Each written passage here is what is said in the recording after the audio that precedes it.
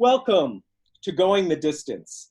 My name is William, and this is our third meeting of Going the Distance, a discussion series on innovation in online, remote, and hybrid teaching. This is part of a larger operation for the college to think about online teaching. And on Mondays at 11:30, we hold these faculty-led seminars. On Wednesdays and Thursdays, the Division of Continuing Ed's Learning Design Group hosts tutorials.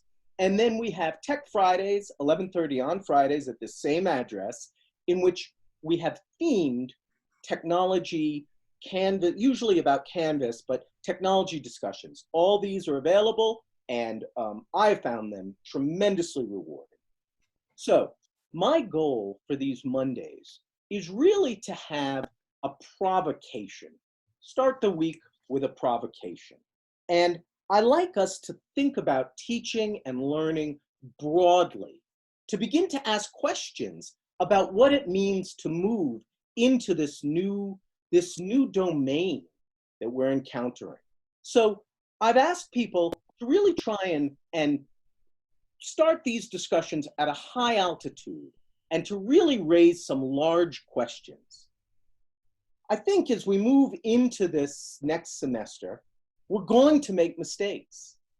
But I also think that teaching is tremendously organic.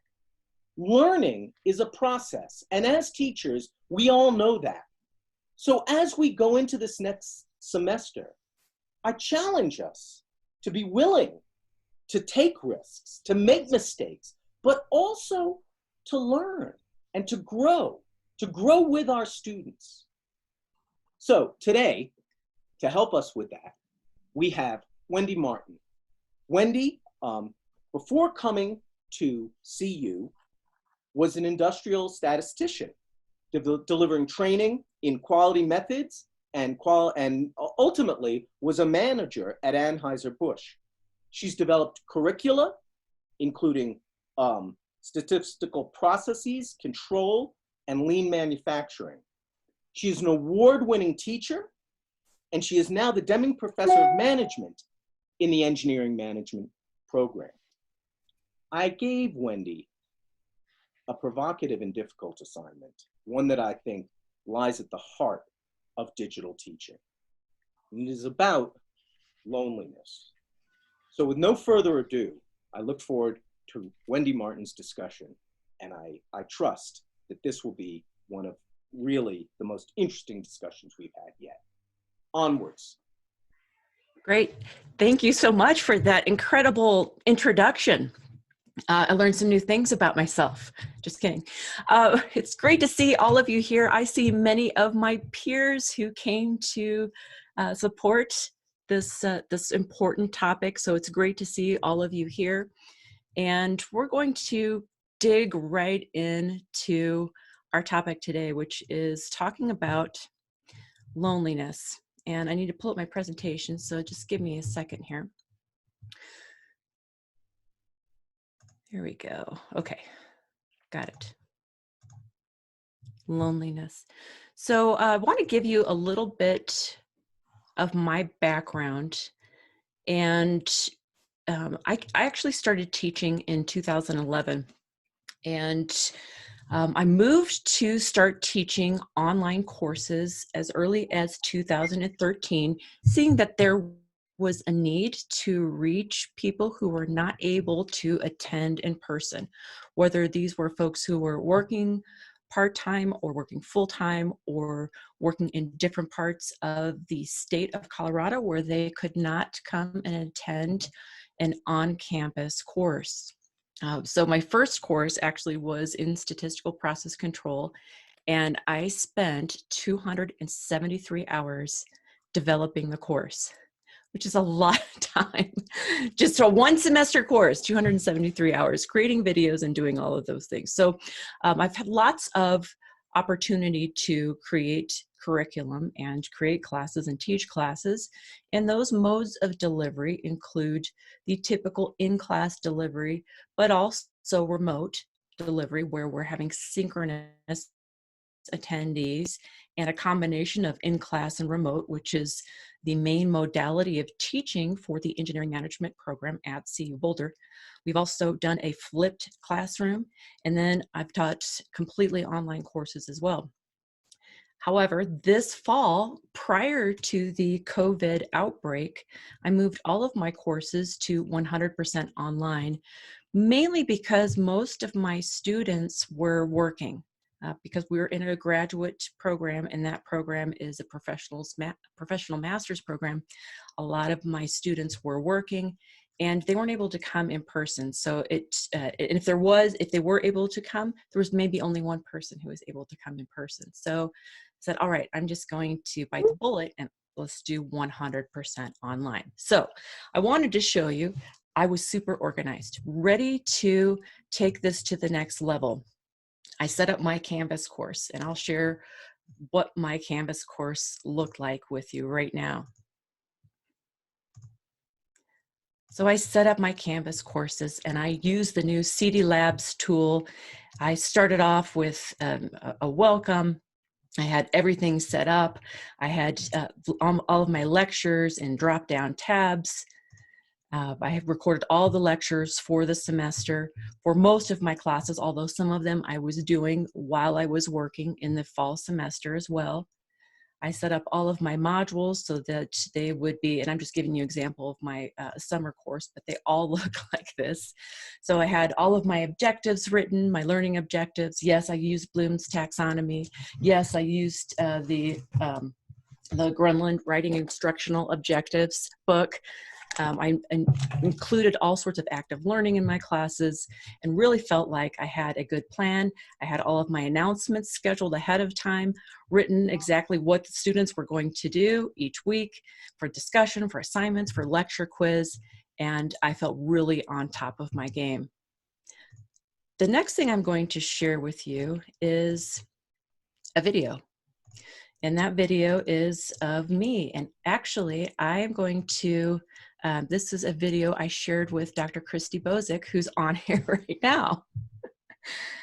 Let me see, I got to get my presentation here. Switching back and forth, I think, is the most challenging thing on Zoom.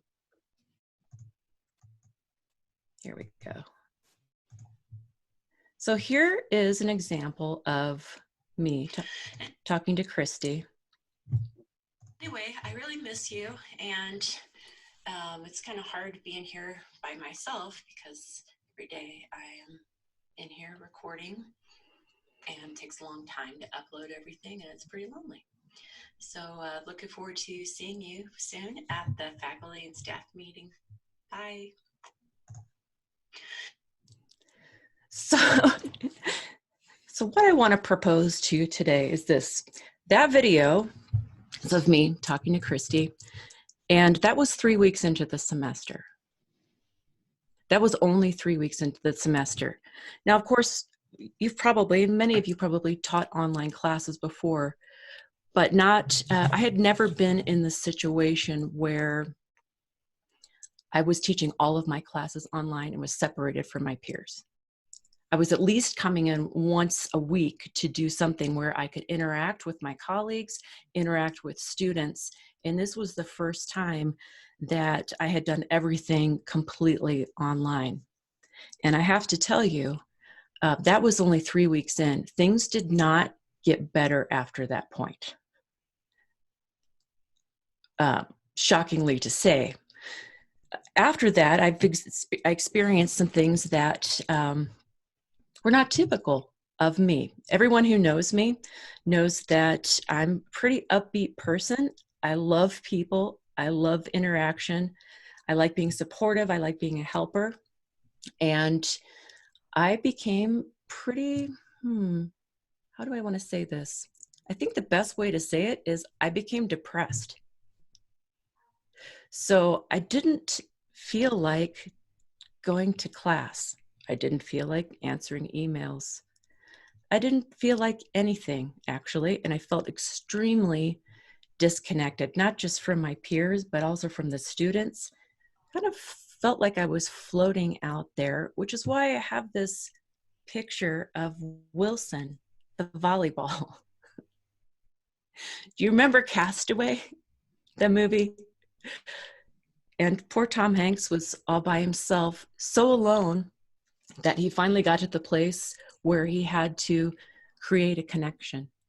And the connection was a volleyball that he grabbed with a bloody hand. And that's where I was last semester, ready to have a connection with anything and anyone. There was a little girl who would come by my house to walk my dog every once in a while. She didn't have any pets and she was desperate to have a pet. And I was ready to have coffee with her. And she's only 7, but and it probably wasn't appropriate, but I was like, oh, good. Somebody came to my house. Hi, person. So it made me start thinking about this topic because I experienced this. And it turns out that many people who work remotely experience a significant amount of loneliness.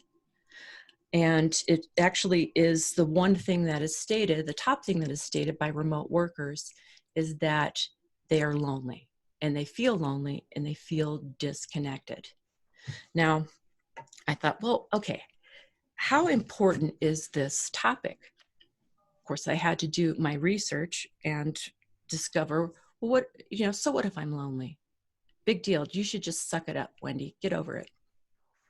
But when I dug into this topic a little bit more, I discovered that it actually is pretty important. In fact, it can affect the longevity of your life. The longevity, like how long you live. Connection is that important. I looked at, and of course, I could give you many, many studies. I read a lot of them, but one of them that I read was particularly impactful on me. And it was a meta-analysis, which is the highest level of evidence. If you're addicted to reading studies in PubMed and looking at evidence-based medicine, then you probably are aware of that. But there were 148 studies that were published. This was in the 148 studies that analyzed, and this was published in the Public Library of Science and Medicine. This was in 2010, and the name of it was Social Relationships and Mortality Risk, a meta-analytic review. And basically what it said, I'll sum it up right here in this statement, that the findings indicate that the influence of social relationships on the risk of death are comparable with well-established risk factors for mortality, such as smoking and alcohol consumption, and exceed the influence of other risk factors such as physical inactivity and obesity, meaning that it can cut your life short. And in fact, the comparable measure was with lack of social interaction was directly comparable with smoking 15 cigarettes a day, as far as taking years off of your life. Now, if that doesn't impact you, I'm not sure what will. You may think, I don't need interaction. I didn't get into engineering so that I could talk about a bunch of feelings and have social connections. But as it turns out, it's really important, not just for our physical well-being, but also for task accomplishment and performance at work as well. So how important is it? It's very important. It's very important. So it behooves us to stay connected. And I want to discuss or start the discussion with some ways to stay connected with your people, with your tribe, and with others. The first thing I want to suggest is staying connected with yourself. And that is having the self-awareness to say, am I potentially experiencing loneliness? Now, believe it or not, there are signs of loneliness. One is you feel lonely. So that's a big sign. You feel lonely. Like I feel lonely. I'm talking to 7-year-olds because I'm desperate. That's a big sign. Some other signs of loneliness, because, I don't know about you, but sometimes I'm not the person who's extremely in touch with my feelings. Like I said, I didn't get into engineering because I wanted to examine all of my inner self.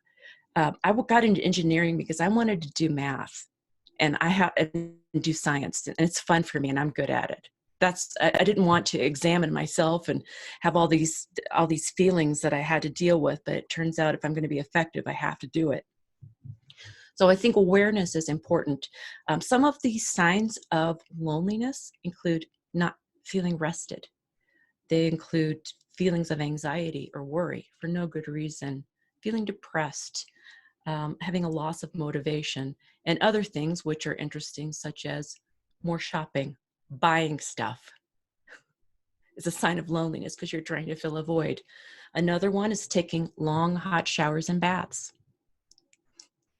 You think, oh, I do that anyway. Well, it's possible, but what the research has shown is that people will take want to get warmth. They don't have physical warmth from the social connection. They'll create the own warmth through taking a hot shower or bath. Catching more colds or even binge watching. Binge watching stuff could be a sign of loneliness. So I think awareness is a really important first step, knowing that we're humans and we may be award winning, we may have done all of these incredible things, but we're still vulnerable and we're still human and we still need that connection. So awareness and then acknowledging it. For me, one of the best things that I could do is acknowledge I am lonely. I feel lonely.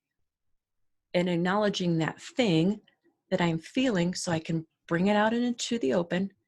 And then once it's out in the open, I have the opportunity to deal with it. It's a great gift that I give myself. I can say, I feel this. I feel angry. I can deal with. So if I feel lonely, okay, so what? What am I going to do about it? And then the next step is, what action will I take? Knowing that this is going to affect my health, I'm going to have to initiate some type of action to reduce that level of disconnectedness. So I want to give some suggestions and then have a discussion about how you are going to stay connected or how you do stay connected so that you don't feel lonely, knowing that you might experience this in online teaching. Some ideas with connecting with peers. I sent Christy a video because I sent a couple of videos. I sent one to Kyle, our admin, and it's great to connect via video. Dr. Ray Littlejohn is on here too, and one of my dear friends. We've known each other since I was 22. I'm not going to say how old I am, but it's been longer than 22 years. So we have Zoom chats, seeing each other face to face. Really important to be able to read body language, see each other, and connect that way if we can't meet in person. There's other tools out there that can be used if people want to use them. Some people who are teleworking stay connected using things like Microsoft Teams or Slack, where they can just keep it open all the time and they can connect to someone and write someone. In fact, one of my most successful friends, Cheryl, she's a CIO. She is very successful in business. She stays connected on Facebook the whole day while she's working.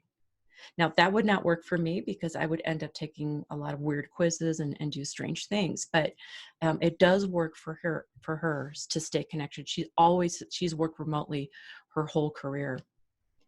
Phone calls, emails, making a video like I did for Christy, even a scheduled group Zoom call, which is something we did with our engineering management group, where we all got online every 2 weeks and just to check in to see how everyone was doing. And I have to say, I looked so forward to seeing all of those faces on there. I could see Patty, I could see Angela. It was great to see a face and see my colleagues and just see them smile, even just seeing their cat jump across their desk. How fun that we get to see everyone in their own habitat. I love that. It's really fun for me. And even if possible, if we can meet in the office once a week, we can mask up, gerbil ball up, whatever it takes so that we can meet with each other, but it's that important. So connecting with peers is a way to stay connected. Another thing that we get to do as educators is connect with our students. And if we're feeling lonely and disconnected, I would imagine that they also feel lonely and disconnected. And in my mind, the best way to connect with them is to build in those opportunities for connection. Whether it's, we can build these discussion boards so that people have a chance to discuss and ruminate over the material that they have ingested. But what if we participated in the discussion board? What if we jumped in and talked so that we could connect with people there? Push the conversation a little bit further. Now, of course, this is if you can do so, right? We have lots of things to manage as professors, but it's an opportunity to connect.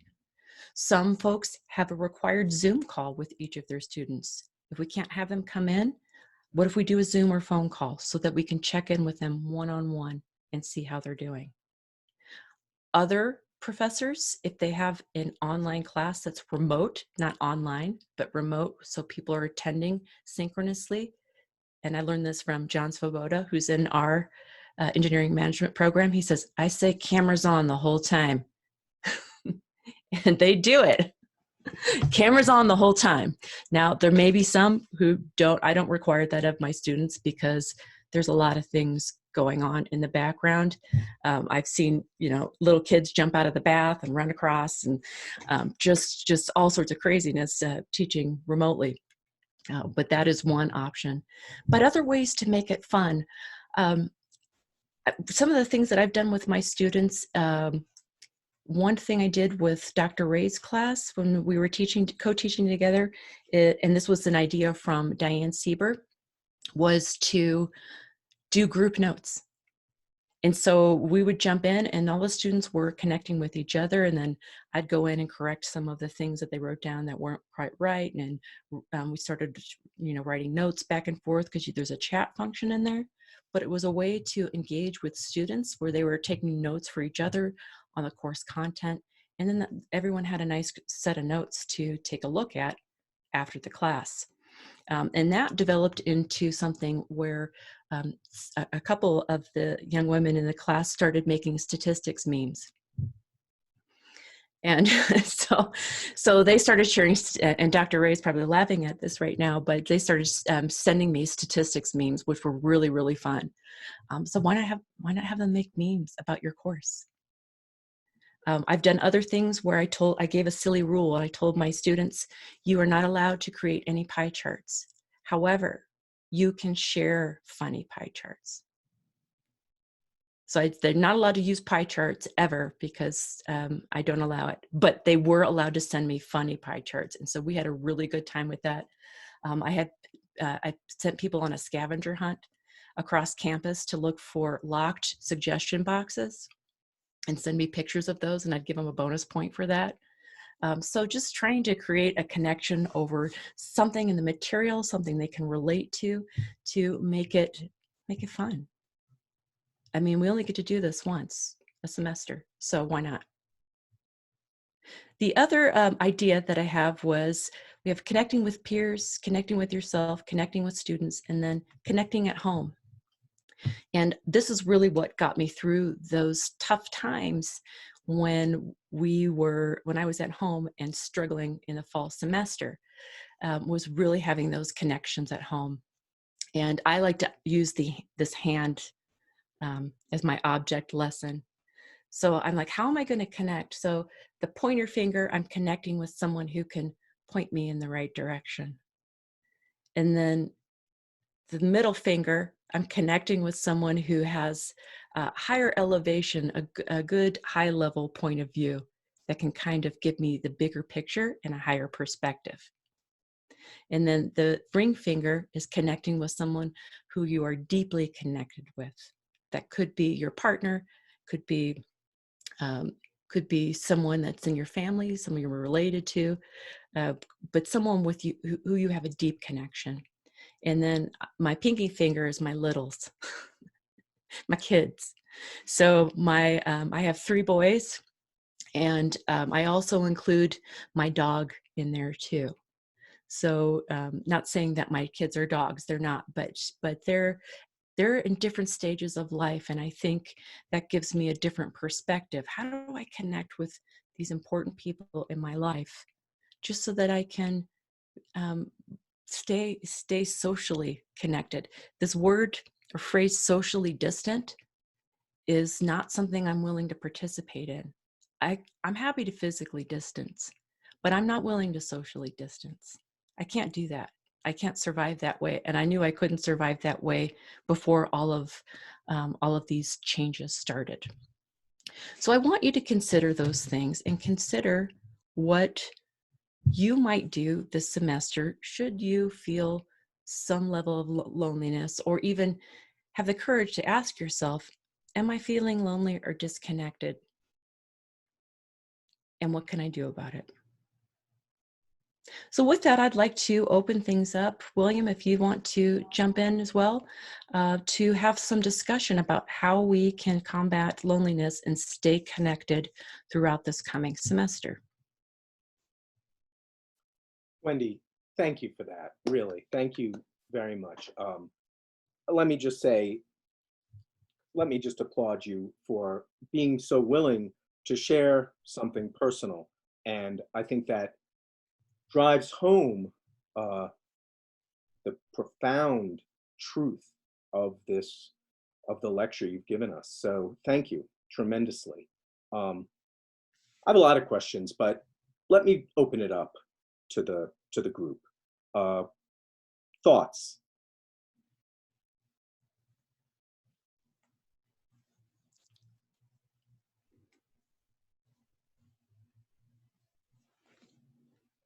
Come. There was tremendous amount in there. I don't have anything to add, and I'm glad. Hi, I'm Christy.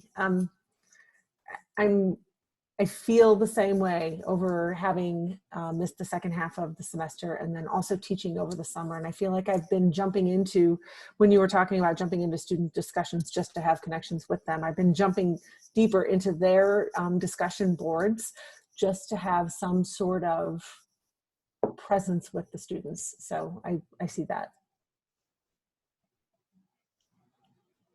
Hello, I'm Ann. I definitely noticed this last semester a lot of students reaching out to me saying that they were feeling isolated and lonely too. So I think it's really important that you mentioned all those things about staying connected with them, and that will help us too. Thanks for your candor though. That was a really awesome presentation. Yeah, thank you so much, Wendy. I really appreciate what you said. I think as we are all focusing desperately on how to provide education, just information and some interaction to our students this fall, I think it's we shouldn't forget the fact that even students who are coming back, it's going to be really weird. They're supposed to wear masks in the dorm. They're supposed to not study together. And I think it's going to be, I'm moving out of the dorm this week. I've lived there for 7 years, and I can't imagine how radically different this fall experience is going to be. So I think we're going to see a lot more of this, and any attempts that we can make. Thank you for these great suggestions, Wendy, to try to have students connect with us in a way that's fun. Or human, or something beyond just deliver the information is going to be really important. So Wendy, to go back to that 3-week realization of your own alienation, when you recognized it in yourself, what action did you take? Well, I'll be honest, it took me a while to figure it out. Like I said, I'm not super in touch with my feelings all the time. But what actions I took, the first thing I did was make sure that I was connecting with my family, because I was so involved with the work, and I'm sure that others who are doing online teaching get into this as well. It takes a lot of extra time. So for every hour that I would spend normally in the classroom, it's going to take maybe 3 or 4 hours for developing online coursework. I mean, fully online, where you're creating a video and going through and editing everything and uploading everything. It's a lot of work. So I think I was spending so much time focusing on the work of it, but not focusing on how I was doing. Till finally my husband was like, "Are you okay? Are you okay?" I'm like, "Yeah, I'm fine. I'm just so tired." And then I thought, I'm not engaged with anyone. I'm not doing anything I'm not feeling great. And just admitting that, saying, "Hey, I'm not doing great. This is not my best semester." And I think that's okay. You can't knock it out of the park every semester. And then I said, "All right, what am I going to do to bring my D game up to a C or a B?" And that was, all right, I'm going to stay connected. I started making meetings and appointments with myself so that I would get the work done, putting it into my calendar, and then thinking, all right, next time I do all of this, how do I stay more connected with students, stay more connected with my family, and stay more connected with my peers as well? Then doing that. I like the idea of the every 2 weeks having our departmental meeting via Zoom, even not only just to deliver updates or news, but just to touch base and see how everybody's doing. We're missing so much of the hallway passing and the casual conversations. And for those who don't have the time or don't feel like they need it, they don't have to join. But I like that. I like that too. I had an experience very similar to yours, Wendy, where when I did my first MOOC, I was so focused on producing content that I kind of gave into my worst aspects. I became very obsessive about it. And about week 3, just as you, maybe it was right around there, I realized that I was miserable and I hated it. I hated the teaching. I hated it. And it was interesting for me. I saw no way out of it except to keep producing content and keep hating it. But at that point, the students began to write me. And in the MOOC world, students aren't supposed to write you directly. They're supposed to go through with a provider. But they began to write me directly. And suddenly that energized me. Mm-hmm. And though their emails, as I would read their emails, I'd say, "Are you really a person or are you a bot, telling me things that you're just trying to get me to click and submit my credit card?" But ultimately, that snapped me out, and it became an incredibly enriching experience. So I wanted just to kind of return to your recommendations that reaching out to students and getting them to talk is essential, because your point that if you realize it, think what they're going through. And something as minor as some kind of email connection, I term it the paradox of online intimacy, because in the online world, you're not really intimate, right? Like, you're mediated. There's no closeness. There's far awayness. But because you read their emails in your own head, and because you see their faces on your own screen, there is this closeness that can develop. And I think that, I don't know, this is my question, is that a legitimate antidote to loneliness?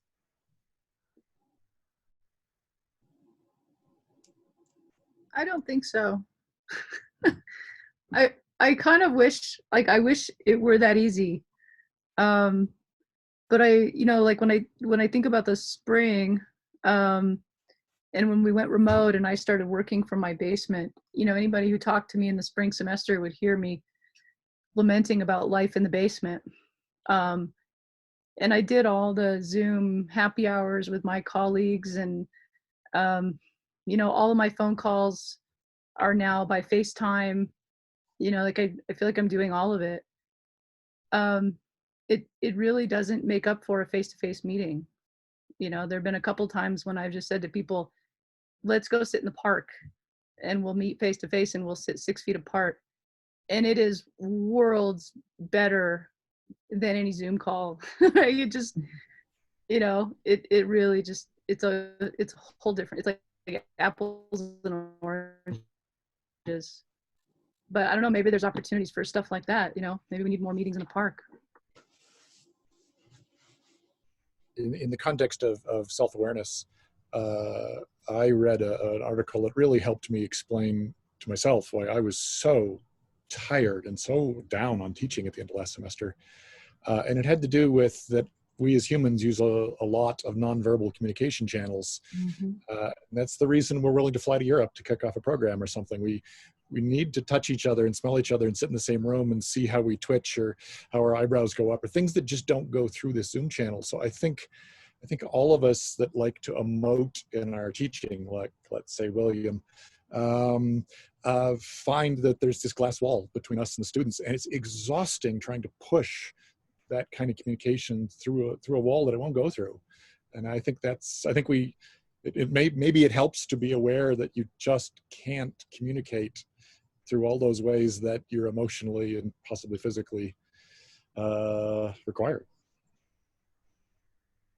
I think that actually making the students aware of those problems is an important thing, because I find that, you know, even when you have person contact, they often tend to sort of shy away from meeting with the professor because somehow they're embarrassed about it or whatever.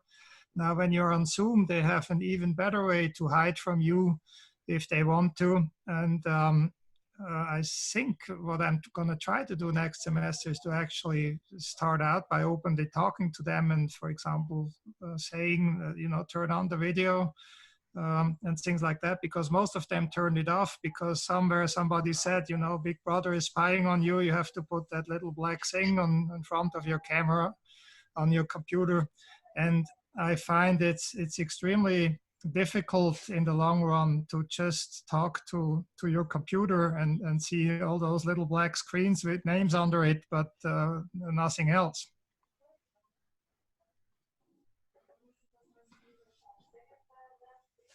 I can share that one of the things that I also started to do in the spring semester when we went remote, because I completely agree with you all. It was so hard because in the classroom, I would pick up on body language that a student was just having a really hard day and couldn't engage that day.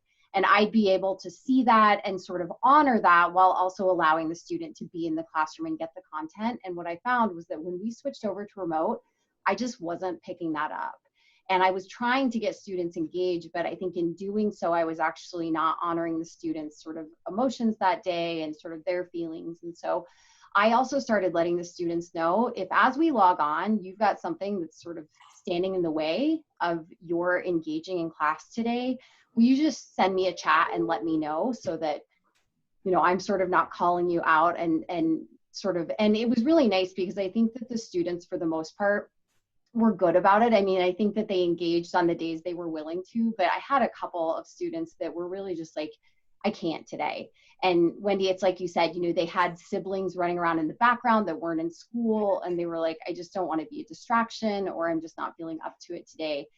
And I think that, you know, giving those students a chance to tell me what was going on, number one, allowed me to reach out then after and say, hey, I hope that things are okay. I'm here for you. You know, here's some other resources.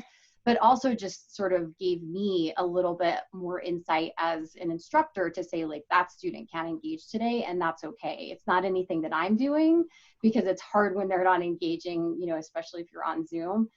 It's just something that they need today. And so my plan is to continue doing that, to let them know, if you can't engage, please just chat me, and we'll sort of either take it offline, or we can talk about it later, or we cannot talk about it at all. So, but thanks, Wendy. I really appreciate this, because it is, as an extrovert myself, much like Rhonda, I'm just like, can we meet in person, even if it's 10 feet away? So thank you. Wendy, I had a question. Did you get any feedback from the techniques and things you did from the students you were teaching last semester? Any what worked, what didn't work? And a follow-up question would be, what plans do you have, or changes do you anticipate making in the fall? I did not get any direct feedback about participating in discussion boards. The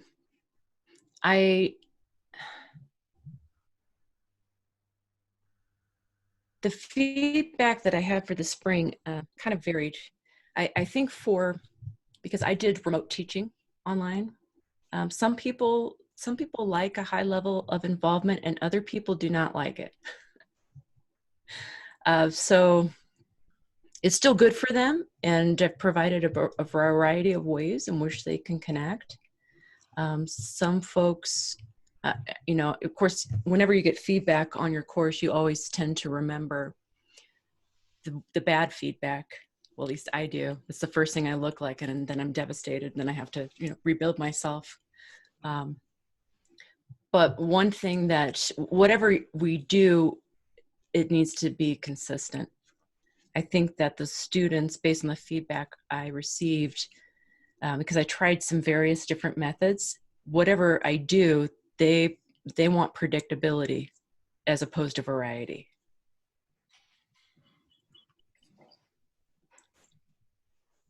That's a really interesting point. Predictability as opposed to variety. What do people think about that? How do we digest that? I think there's plenty of unpredictability in the world right now, and having predictability in the classroom almost makes it more of a safe space for the students. I think what I'm trying to say is some of the feedback is, well, you did this week, and then we did this other thing the next week, and then we did this other thing. And there are all ways to connect in different ways. But what they really wanted was, I want to have some idea of some routine that each time I dig in and do this, and I'm going to be doing something that's similar to what I did the previous week. And to what extent do you think that's a function of being online? I know that in seminar classes, for example, the pressure is always the opposite. Like, no, let's not do the same thing every class. We need to change it up, make it different. Is that a circumstance of online in particular, or do you think that's also a larger environmental circumstance right now? I personally think it's maybe a larger environmental circumstance where everything else in their life was kind of nutty. People were, a lot of my students had their salaries decreased. They're working from home. They have huge projects in other countries. They're training their kids like I was at home, trying to work from home and also have my child be educated who has a hard time paying attention. And actually I had two of those at home. So I think just everything else being crazy, they wanted to come into an environment where it wasn't like, okay, this week we're going to do this and have this chat and this discussion, and I'm going to have you do this thing and this other thing. They want to know ahead of time what they can expect each time. And I'm happy to provide that. That's generally the feedback I got. So whatever I worked into the class, because I wanted to try some new things, if that was worked in every week, I think that would be palatable for the learner. We heard that from some students at the end of spring as well, that they were in classes where the faculty member was trying something for the first time. They'd say, let's try this chat program. And then a week later, they'd say, oh, you know what? I found something that works better. We're going to do this instead. And, their feedback was, we don't need it to be perfect. Like we get that there might be a better platform, but just pick one and go with it and we'll make it work. Yeah. So yeah, I think it just comes back to this idea of having consistency. Yeah, I had, for example, students tell me that they always wanted to have the same Zoom link. In the very beginning of this going remote, I was just setting up a new Zoom link every week, and they didn't like that because they had to go and find that every time. And I actually have the same thing, if everything is somewhere on the Google Drive or on the Google this or Google that, I usually tend to forget where it is. And then when I have to go and look for it, I sort of feel anxiety about, do I actually find it on Google or where is it exactly? And so on. And I think that's something probably that the students do not like.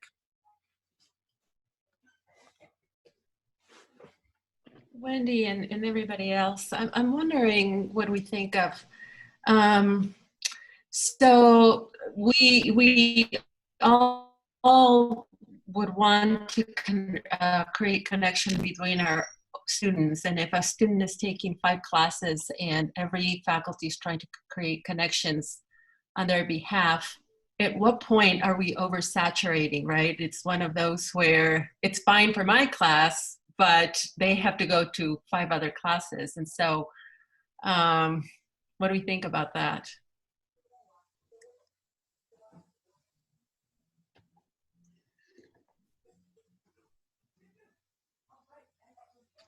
Well, on that last point, in engineering management, we've been doing online and studio and distance classes for a long time, ever since I've been there. And the past couple of years, I've been required, because of enrollment issues, to take a course online. And Christy Bozick, again, this kind of things of the interaction that you have just in passing, there's a lot that we learn. I often tell my students in graduate school, I learned more after midnight and between classes than I ever did in class. And I think the same thing in terms of my professional development and interactions has come the same way. And Christy gave me a bit of advice that helped me quite a bit. And that was when you have an online class, you have a certain obligation to your student, but the student has an obligation to interact with you, to initiate things if they're having trouble and difficulty. And I think that's something that we need to be aware of, the degree to which we move more in this direction. We can try so hard to push to make things available, and the students don't want it. And so we need to be accommodating and available and completely flexibly so, I believe. I try to do that. But to continue to push, I think might aggravate things a bit. On another point, I really appreciate Wendy's presentation because I'm a very asocial, introverted kind of a guy. I'm a hermit. I can live alone, for a long period of time without doing much. But some of the things that she and others described, I think Robert mentioned a couple of things, was the sense of feeling that you don't have enough rest, that you're tired, that you have a lack of motivation and binge watching kinds of things. It was like, I've in retrospect, I say, I've kind of felt quite a few of those things, but I never would have diagnosed it on my own. And so the idea, for at least me, just having Wendy and I have, for reasons of courses that we're teaching that are similar and whatnot, and things that we're working on, we have reason to talk to each other on the phone and have Zoom sessions. And then that kind of connection to me is, I think, very, very important. So just having that link. We every year we tend to go to Texas to visit our grandchildren that are down there, and we've had a new grandbaby and in the family, and so FaceTime has become the replacement for a phone call, and I can begin to see how valuable that just the face contact, even on one-on-one, is valuable. The idea of responding to emails and engaging students, especially responding to students on a timely basis, I think is critical to help us go. We all worry, I think, tremendously about the content. Are we providing the content that we would want them to acquire? And then there's this whole social milieu that kind of is the shell around that kernel. And I think we can lose it all without the social part of it. And so what the discussion that we're having today, I think, really helps us to see, because of the way we feel about our professional interactions, how it is that the student could fail to feel connected and to gain all that they can from the content material. So that's a double challenge, and I think that's part of what makes doing these things remotely quite double or triple or quadruple the amount of time that it takes to do it, as we're so concerned about doing all those things. But I think just the reaching out connectedness, I think, is a big part of it.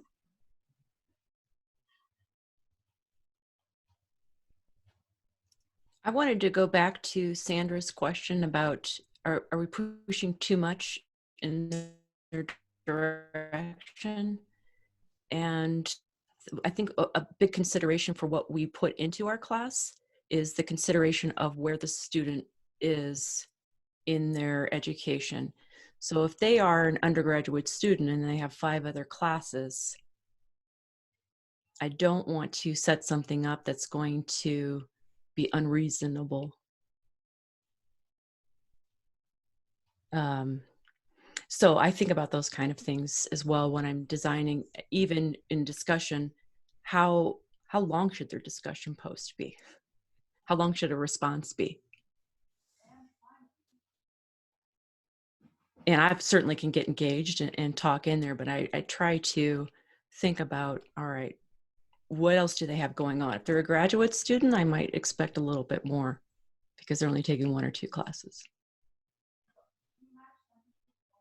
I think for undergraduate students, one of the most important aspects when you engage with them is that it has some value for them beyond just trying to socialize. I mean, not that I'm downplaying the socializing aspect, but students usually feel like, you know, there has to be something tangible, like, you know, knowing how to solve the next problem set, or at least how to start with it and things like that.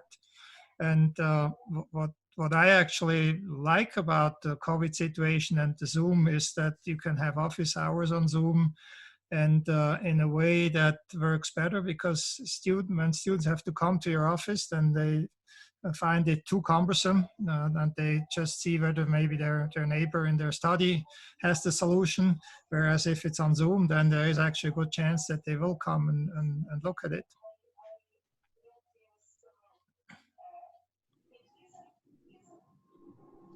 Other thoughts, questions? We're coming to the end of our time. So if someone has an observation or a thought that they wanted to get out that maybe they've been holding on to, now's the time.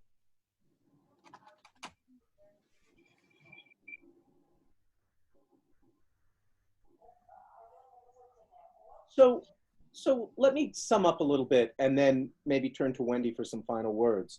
But it seems to me that there are 3 large concepts we're thinking about. One, I think, is that, you know, I really liked what Wendy said about that engineers are supposed to be just the facts, right? And here we are at a very touchy-feely place, loneliness. And yet, if we don't address this, how are we going to be productive?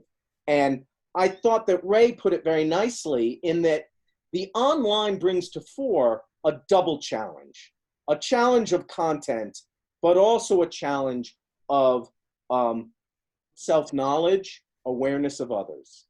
And yet, and this is all in my first thought, and yet we know well that student well-being is a challenge every semester.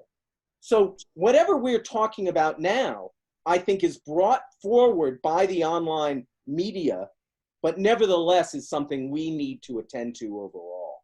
So this double challenge, content and emotion, content and self, I think is always present. And I think this is highlighted by the moment, but nevertheless critical. A second thing, and I really, again, think, Wendy, you did a great job about this, is to realize that on the one hand, there's self-reflection. And if we're not aware of ourselves, we're not going to do a great job. That leads us, on the other hand, to empathy and the condition of really realizing that what we know about ourselves, we can be empathetic about with others. And I think that Peter put his finger on it very nicely when he said, openly talking is important here. That bringing up, being bold, Wendy, you've led us in this, being bold enough to openly talk about the nature of loneliness is critical. And as we are the leaders of our classes, it falls to us to do that. Then the third thing that I took here is that Rhonda's point that online isn't sufficient. It's insufficient. To heck with this paradox of online intimacy. It's not intimate. It's not human. So it's insufficient. So what does that mean? What does that mean? I think Wendy gives us a lot of ideas. Make it fun in some way, participate in discussion boards, but ultimately what this conversation led me to was the importance of routine, right? The importance of establishing a routine, even if it's not the best tools, even if midway in the routine we say, oh, well, I could do all this on Slack. In fact, routine wins the day. So, double challenge, openly talking with ourselves and with others, and then the value of routine. These are the 3 points I took. Wendy, would you like to close? Well, what I would like to close with is this. If you ever feel lonely and you need a friend, I am your person. You just send me an email and you want to talk, you want to get on Zoom, I will get a donut and you can get a donut.